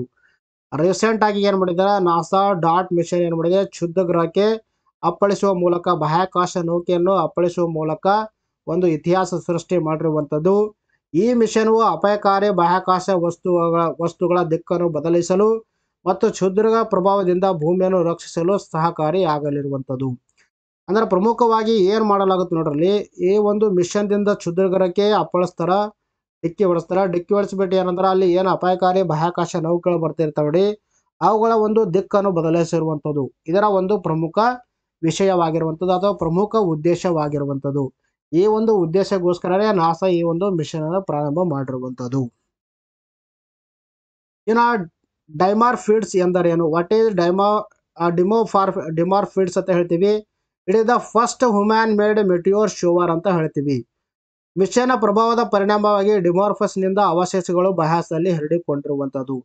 It is the first human made meteor shower ಅಂದ್ರೆ ಏನಂದ್ರೆ ಮಿಷನ್ ಇಲ್ಲಿ ಆ ಕ್ಷುದ್ರಗ್ರಹಕ್ಕೆ ಡಿಕ್ಕಿ ಹೊಡೆದ್ಬಿಟ್ಟು ಇಲ್ಲಿ ಏನು ಅಪಾಯಕಾರಿ ವಸ್ತುಗಳು ಬರ್ತಿರ್ತಾವೆ ನೋಡಿ, ಅವುಗಳ ಒಂದು ದಿಕ್ಕನ್ನು ಬದಲಾವಣೆ ಮಾಡೋದಕ್ಕೆ ಇದಕ್ಕೆ ನಾವು ಕರಿತೀವಿ ಡಿಮಾರ್ಫಾಸ್ ಅಂತ ಹೇಳ್ತೀವಿ. ಈ ಒಂದು ಡಿಮಾರ್ಫಾಸ್ ಏನು ಡಿಕ್ಕಿ ಹೊಡಿತಾರೆ ಮಿಷನ್, ಯಾವುದೇ ಒಂದು ಬಾಹ್ಯಾಕಾಶ ನೌಕೆ ಕ್ಷುದ್ರಗ್ರಹ ಡಿಕ್ಕಿ ಹೊಡೆದ್ರೆ ಏನಾಗ್ತೇಳಿ ಕೆಲವೊಂದಿಷ್ಟು ಅವಶೇಷಗಳು ಕೆಳಗಡೆ ಬರ್ತಾವೆ. ಆ ಒಂದು ಅವಶೇಷಗಳು ಏನು ಕೆಳಗಡೆ ಬರ್ತಾವೆ ನೋಡಿ, ಅವಕ್ಕೆ ನಾವು ಏನು ಕರಿತೀವಿ? ಡಿಮಾರ್ಫಿಡ್ಸ್ ಅಂತ ಹೇಳ್ತೀವಿ. ಇದಕ್ಕೆ ಒಂದು ಡಿಕ್ಕಿ ಹೊಡೆಯುವಂಥ ಪ್ರೊಸೆಸ್ಗೆ ನಾವು ಏನು ಕರಿತೀವಿ? ಡಿಮಾರ್ಫಾಸ್ ಅಂತ ಕರಿತೀವಿ. ಬಹಳ ಕ್ಲಿಯರಾಗಿ ತಿಳ್ಕೊಬೇಕು. ಬಾಹ್ಯಾಕಾಶ ನೌಕೆಯನ್ನು ಕ್ಷುದ್ರಗ್ರಹಕ್ಕೆ ಡಿಕ್ಕಿ ಹೊಡೆಯೋದನ್ನು ನಾವು ಡಿಮಾರ್ಫಾಸ್ ಅಂತ ಹೇಳ್ತೀವಿ. ಡಿಕ್ಕಿ ಹೊಡೆದ ತಕ್ಷಣ ಏನು ಅವಶೇಷಗಳ ಭೂಮಿ ಕಡೆ ಬರ್ತಾವೆ ನೋಡಿ, ಅವುಗಳೇ ನಾವು ಏನು ಕರಿತೀವಿ? ಡಿಮಾರ್ಫಿಡ್ಸ್ ಅಂತ ಕರಿತೀವಿ. ಈ ಅವಶೇಷಗಳು 2 ಮಿಲಿಯನ್ ಪೌಂಡ್ಗಿಂತ ಅಧಿಕ ಇವೆ. ಅಂತಿಮವಾಗಿ ಭೂಮಿ ಮತ್ತು ಮಂಗಳ ಗ್ರಹವನ್ನು ತಲುಪಬಹುದು ಎಂದು ವಿಜ್ಞಾನಿಗಳು ನಂಬಿರುವಂಥದ್ದು. ಟೋಟಲ್ ಎಷ್ಟಂದ್ರೆ 2 ಮಿಲಿಯನ್ ಪೌಂಡ್ಗಿಂತ ಅಧಿಕ ಈ ಒಂದು ಅವಶೇಷಗಳಿರುವಂಥದ್ದು. ಇವು ಭೂಮಿ ಮತ್ತು ಮಂಗಳ ಗ್ರಹ ತಲುಪಬಹುದು ಅಂತ ವಿಜ್ಞಾನಿಗಳು ನಂಬಿಕೊಂಡಿರುವಂಥದ್ದು. ಇದು ಸಂಭವಿಸಿದಲ್ಲಿ ಇದು ಮುಂದಿನ 10 ವರ್ಷಗಳಲ್ಲಿ ಯಾವುದಪ್ಪ ಅಂದ್ರೆ ಡಯಾಮಾರ್ಫಿಡ್ಸ್ ಎಂದು ಕರೆಯಲ್ಪಡುವ ಉಲ್ಕಾಪಾತವನ್ನು ಇದರ ಮೆಟಿಯೋರ್ ಶೋವರ್ ರಚಿಸಬಹುದು ಎಂದು ಇದು ಆವರ್ತಕ ಉಲ್ಕಿಗಳ ಪ್ರದರ್ಶನಕ್ಕೆ ಕಾರಣವಾಗಲಿರುವಂಥದ್ದು. ಅಂದರೆ ಮುಂದಿನ 10-30 ವರ್ಷಗಳಲ್ಲಿ ಇದರ ಡಯಾಮಾರ್ಫಿಡ್ಸ್ ಎಂದು ಒಂದು ಕರೆಯಲ್ಪಡುವ ಮೆಟಿಯೋರ್ ಶೋವರ್ಸ್ ಅನ್ನು ಉಂಟಾಗಲಿದೆ ಅಥವಾ ಇದನ್ನು ನಿರ್ಮಾಣ ಮಾಡಲಿದೆ ಅಂತ ವಿಜ್ಞಾನಿಗಳು ನಂಬಿಕೊಂಡಿರುವಂಥದ್ದು. ಡಬಲ್ ಅಸ್ಟೆರಾಯ್ಡ್ ರೇಡಿಯೇಷನ್ ಟೆಸ್ಟ್ ಡಾಟ್ ಅಂತ ಹೇಳ್ತೀವಿ. ಅಸ್ಟೆರಾಯ್ಡ್ ರೇಡಿಯೇಷನ್ ಟೆಸ್ಟ್ ಅಂತ ಹೇಳ್ತೀವಿ. ಡಾಟ್ ಇದು ವಿಸ್ತೃತ ರೂಪವಾಗಿರುವಂಥದ್ದು. ಕ್ಷುದ್ರಗ್ರಹದ ಪಥವನ್ನು ಬದಲಾಯಿಸಲು ನಾಸಾದ ಮೊದಲ ಪ್ರಯತ್ನವಾಗಿರುವಂಥದ್ದು. ಕ್ಷುದ್ರಗ್ರಹದ ಒಂದು ಪಥವನ್ನು ಬದಲಾಯಿಸಲು ಪ್ರಾರಂಭ ಮಾಡಿರುವಂಥ ನಾಸಾದ ಮೊದಲ ಒಂದು ಮಿಷನ್ ಯಾವುದರ ಡಾಟ್ ಅಂತ ಹೇಳ್ತೀವಿ. ಈ ಒಂದು ಮಿಷನ್ ಅನ್ನು 2021ರಲ್ಲಿ ಪ್ರಾರಂಭ ಮಾಡಲಾಗಿರುವಂಥದ್ದು. ಸ್ಪೇಸ್ ಕ್ರಾಫ್ಟ್ ಅನ್ನು ಕ್ಷುದ್ರಗ್ರಹದ ಮೇಲೆ ಅಪ್ಪಳಿಸುವ ಮೂಲಕ ಅದರ ಪಥ ಬದಲಾಯಿಸಬಹುದೇ ಎಂಬುದು ಪರೀಕ್ಷಿಸಲು ಕಳಿಸಿದ ಮಿಷನ್ವಾಗಿರುವಂಥದ್ದು. ಅಂದರೆ ಸ್ಪೇಸ್ ಕ್ರಾಫ್ಟ್ ಅನ್ನು ನಾವು ಕ್ಷುದ್ರದ ಮೇಲೆ ಅಪ್ಪಳಿಸುವ ಮೂಲಕ ಅದರ ಒಂದು ಪಥವನ್ನು ಬದಲಾಯಿಸಬಹುದು ಅನ್ನೋ ಒಂದು ವಿಚಾರ ಮುಂದಿಟ್ಟುಕೊಂಡು ಈ ಒಂದು ಮಿಷನ್ ಅನ್ನು ಲಾಂಚ್ ಮಾಡಲಾಗಿರುವಂಥದ್ದು. ಅದರ ಮೇಲೆ ಅಪ್ಪಳಿಸಿ ಪಥ ಬದಲಾಯಿಸುವ ಪ್ರಕ್ರಿಯೆಗೆ ಚಲನೆ ಆ ಪ್ರಭಾವ ಕೈನೆಟಿಕ್ ಇಂಪ್ಯಾಕ್ಟ್ ಎಂದು ಕರೆಯಲಾಗುತ್ತೆ. ಅದರ ಮೇಲೆ ಅಪ್ಪಳಿಸಿ ಪಥವನ್ನು ಬದಲಾಯಿಸುವಂಥ ಕ್ರಿಯೆಗೆ ನಾವು ಕೈನೆಟಿಕ್ ಇಂಪ್ಯಾಕ್ಟ್, ಕನ್ನಡದಲ್ಲಿ ಚಲನೆ ಪ್ರಭಾವ ಅಂತ ಕರಿತೀವಿ. ಈ ನೆಕ್ಸ್ಟ್ ವರ್ಣಸ್ ಕೊಟ್ಟಿದ್ದಾರೆ. ಮೊದಲನೇ ಪ್ರಶ್ನೆ ಯಾವ ಥರ ಕೇಳಿದೆ ನೋಡ್ರಿ. ಇತ್ತೀಚೆಗೆ ಸ್ವಚ್ಛ ವಾಯು ದಿವಸ ಎಂದು ಕರೆಯಲ್ಪಡುವ ನೀಲಿ ಆಕಾಶಕ್ಕಾಗಿ ಶುದ್ಧ ಗಾಳಿಯ 5ನೇ ಅಂತಾರಾಷ್ಟ್ರೀಯ ದಿವಸವು ರಾಜಸ್ಥಾನವು ಆಯೋಜಿಸಿತು. ಯಾವ ದಿನವನ್ನು ಇದನ್ನು ಸೆಲೆಬ್ರೇಟ್ ಮಾಡಲಾಗುತ್ತೆ ಅಂತ ಪ್ರಶ್ನೆ ಕೇಳಿದ್ದಾರೆ. ಇದಕ್ಕೆ ಸರಿಯಾದ ಉತ್ತರ ಸೆಪ್ಟೆಂಬರ್ 7. ಇತ್ತೀಚೆಗೆ ಅಬ್ಲೆಮಿಡಿಜ್ ಟೆಬಾವ್ ಅವರು ಯಾವ ದೇಶದ ಅಧ್ಯಕ್ಷರಾಗಿ ಆಯ್ಕೆಯಾಗಿದ್ದಾರೆ ಅಂತ ಪ್ರಶ್ನೆ ಕೇಳಿದ್ದಾರೆ. ಇದಕ್ಕೆ ಸರಿಯಾದ ಉತ್ತರ ಅಲ್ಜೀರಿಯಾ. 2024ರ ಪ್ಯಾರಿಸ್ ಪ್ಯಾರಾ ಒಲಿಂಪಿಕ್ಸ್ನಲ್ಲಿ ಭಾರತವು ಎಷ್ಟು ಪದಕಗಳನ್ನು ಗೆದ್ದುಕೊಂಡಿದೆ ಅಂತ ಪ್ರಶ್ನೆ ಕೇಳಿದ್ದಾರೆ. ಇದಕ್ಕೆ ಸರಿಯಾದ ಉತ್ತರ 29. ಪ್ರಿವಿಯಸ್ ವಿಡಿಯೋದಲ್ಲಿ ಇದರ ಬಗ್ಗೆ ನಾವು ಸವಿಸ್ತಾರವಾಗಿ ಡಿಸ್ಕಷನ್ ಮಾಡಿದ್ದೀವಿ. ಇನ್ನು ಸುಕನ್ಯಾ ಸಮೃದ್ಧಿ ಯೋಜನೆ ಯಾವ ವರ್ಷದಂದು ಜಾರಿಗೆ ಬಂದಿದೆ ಅಂತ ಪ್ರಶ್ನೆ ಕೇಳಿದ್ದಾರೆ. ಇದಕ್ಕೆ ಸರಿಯಾದ ಉತ್ತರ 2015. 45ನೇ ಚೆಸ್ ಒಲಿಂಪಿಯಾಡ್ ಯಾವ ದೇಶದಲ್ಲಿ ನಡೆಯಲಿದೆ ಅಂತ ಪ್ರಶ್ನೆ ಕೇಳಿದ್ದಾರೆ. ಇದಕ್ಕೆ ಸರಿಯಾದ ಉತ್ತರ ಹಂಗೇರಿಯ ಬುಡಾಪೆಸ್ಟ್. ಸ್ನೇಹಿತರೆ, ಇಲ್ಲಿ ಒಂದು ವಿಡಿಯೋ ಮುಗಿಸೋಣ. ಮತ್ತೆ ಮುಂದಿನ ವಿಡಿಯೋದಲ್ಲಿ ನಾವು ಭೇಟಿಯಾಗೋಣ. ಟೇಕ್ ಕೇರ್, ಬಾಯ್ ಬಾಯ್.